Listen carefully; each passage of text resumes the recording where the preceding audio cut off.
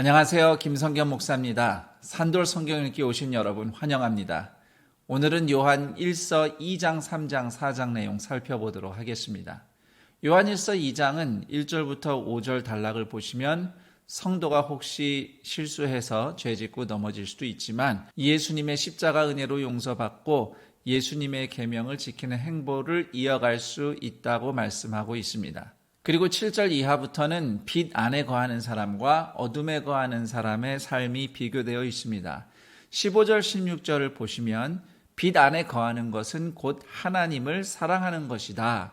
반면에 어둠 안에 거하는 것은 세상을 사랑하는 것이다. 이렇게 말씀하고 있습니다. 세상을 사랑한다 하면 16절에 조금 더 자세히 설명되어 있어요.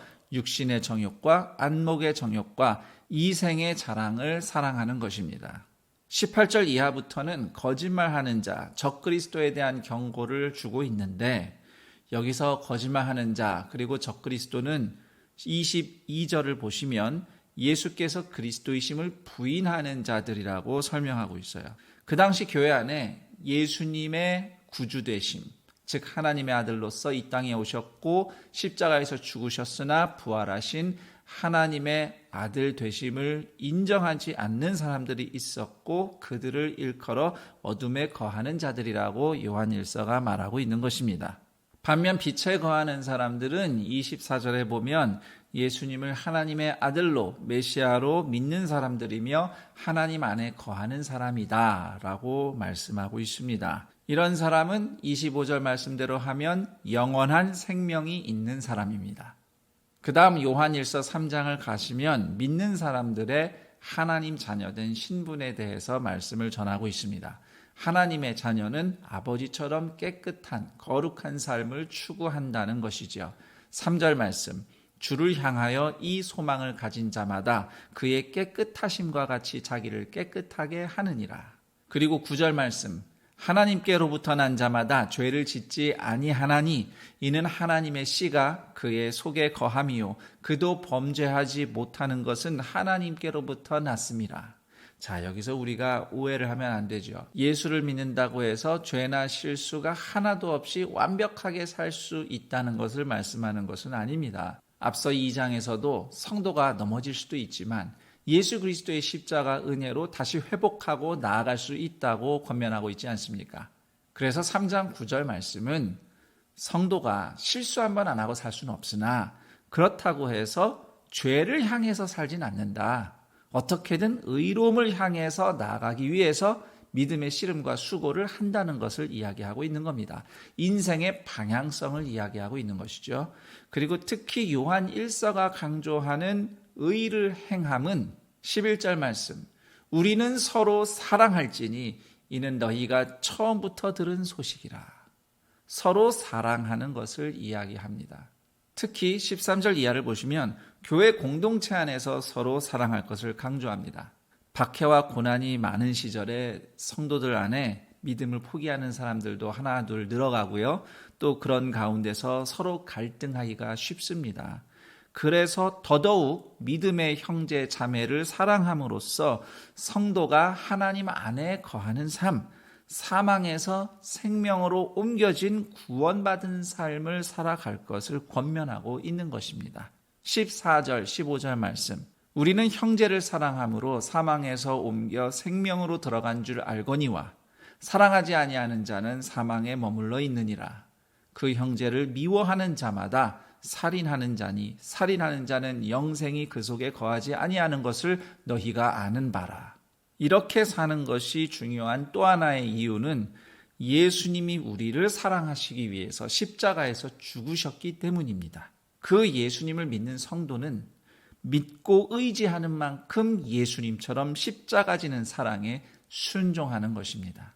16절 말씀, 그가 우리를 위하여 목숨을 버리셨으니 우리가 이로써 사랑을 알고 우리도 형제들을 위하여 목숨을 버리는 것이 마땅하니라. 그래서 17절 이하를 보시면 실제적으로 성도 간의 구제와 나눔을 권면하고 있습니다. 이것은 선택사항이 아니라 예수님의 계명이죠. 23절 말씀, 그의 계명은 이것이니 곧 그 아들 예수 그리스도의 이름을 믿고 그가 우리에게 주신 계명대로 서로 사랑할 것이니라. 다시 말하자면 예수님 안에 거한다는 말은 그냥 뜬구름 잡는 추상적인 말이 아니라 예수님의 계명을 지켜 서로 사랑하는 삶을 실천하는 것입니다. 24절 말씀, 그의 계명을 지키는 자는 주 안에 거하고 주는 그의 안에 거하시나니 우리에게 주신 성령으로 말미암아 그가 우리 안에 거하시는 줄을 우리가 아느니라. 그 다음 요한일서 4장은 거짓 선지자에 대한 경고를 하는데요. 거짓 선지자들은 예수님이 사람이 되어 오셔서 십자가에서 죽으시고 부활하신 하나님의 아들이심을 시인하지 않습니다. 다시 말해서 복음을 가르치거나 강조하지 않는다는 거죠. 그런 사람들을 요한일서 4장 3절은 적그리스도의 영의 다스림을 받는 사람이라고 묘사합니다. 반면 하나님께 속한 성령의 사람은 2절 말씀처럼 예수 그리스도께서 육체로 오신 것을 시인합니다.